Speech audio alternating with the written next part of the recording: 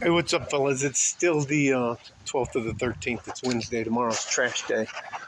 There's where the sun's setting over there. I did my best to pimp out the pool, and of course the wind picked up. Anyways, here's the Franklin Mountains. My last security check for the night is my back door, so I've been sitting out here enjoying some of the fresh air. So I'm headed back inside. I find it pretty hilarious. I just got asked again by my wife if I could help her and some of her friends out. We were having chicken soup tonight. It's all ready to go. We'll have that for the next couple of days. There is everything set up. The laundry room's going, so let me, I'll leave the door open. Anyways, it's funny how and this may be just cultural for where I live, where they have Latin Americans, Mexican Americans. At a certain point in time, if you live in this area, you're kind of supposed to have kids and be married. If that's not part of your what you want to do, they ask you what's wrong with you. So anyways, my wife called me about, it's 5:27 now, and it's the 13th. So my wife called me around 1 o'clock and asked me if I knew anybody who was looking for a woman that would be willing to go, anyways, to Christmas parties and other stuff like that. And that's just, the thing is, I have probably about 80 different young men between the ages of 40 and 25 who would want to go out and date. But I'm not willing to risk my reputation with those guys by feeding them to somebody who's a harpy hag. And the other one is that a lot of the women don't realize how masculine they are. And if you simply try to explain to them these certain facts, they get extremely upset. If you ask them, why do you wear so much makeup? Why do you have those eyelashes, the piercings, all that kind of stuff?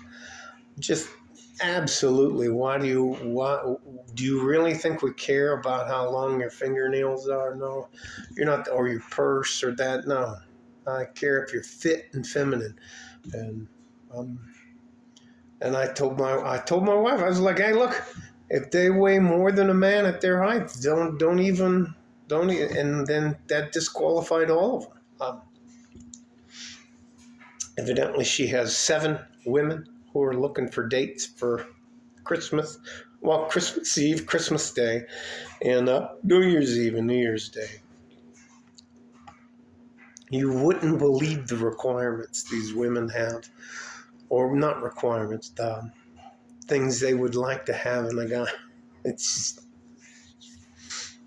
I just think women think that there's an entire tribe of 6 foot tall, in shape guys that are just wandering around looking for fat, out of shape women who are delusional. Anyways, it's fucking hilarious. And it's just, when my wife does her book club now, I just go out because they'll ask me, where are the guys, where are the rest of the people like you? Hey, why can't we find a guy like you? And I'm like, because you're not the director at the hospital, because you're 5'2" and you weigh 220 pounds. You have sharpy fucking eyebrows drawn in. You have pancake makeup from here all the way down. You have whatever it is, a stud or something in here. Some of them have bull rings in here. Some of them have 2 or 3, 4, 5 just on one side, and then they have a tongue ring or a ring down here, or I don't know what it is. And then some of them have tattoos, and they just fucking, they don't dress properly. They're loud. They're rude. They're not feminine at all. And my wife hates it when I tell them the truth. But all I'm telling you guys is this: it's just a matter of time. And I always ask them this, and this is what causes all the problem, and this is the drama. I said, before I set any of them up, you have to ask those women, what's in it for the guy? If he takes time, energy, and effort, and especially his resources, meaning money, and his time is money, what's in it for him? And she goes, well, I don't think well, then don't ask me to set him up with anybody. And I'm like, yeah, there's a bunch of guys I know. There's dudes out in the oil fields. There's guys, there's guys all over the place. There are tons and tons of good, hard-working, average men who are looking for good women. But don't act like we have to settle. And then the other thing I told her is that you got to talk to these women about the word signs. And she's like, what? Look, as a woman, if you don't measure up, what's your go-to things? Shame, insults, guilt, and then the need to be right. Women will go to war. They would rather lose everything than admit they were wrong or apologize. You know what? I was wrong. I shouldn't have said that. I apologize. Guys do that shit all the time. So anyways. And on top of that, you're fat and out of shape, and you got crazy makeup, and you don't dress properly, and you eat too much, and it's just not worth it. And my wife was like, okay, Frank, I'll see you when I get home. I said, yeah, no problem. I said, don't bring those delusions. Don't ask me to invite people, men, young men, and if you're under 58, you're younger than I am. Don't ask me to invite any of these young men out for dinner and like we're going to have dinner here at the house and invite him and a couple of his friends over and there's going to be 3 or 4 ladies here. Nah, I'm not fucking setting the guys up like that. No, fuck no. No. And again, ladies, fit and feminine. And if I'm telling you, if you weigh more than a man at your height, you're wrong. And if you don't think all that makeup and shit is nothing but a mask, you're wrong. Guys don't do that. Why would you do that to us? So, anyway, it's just hilarious. My wife was, okay, all right. Well, they kind of really need it. All of these women that my wife's trying to get me to fix them up with good, hard-working, average men.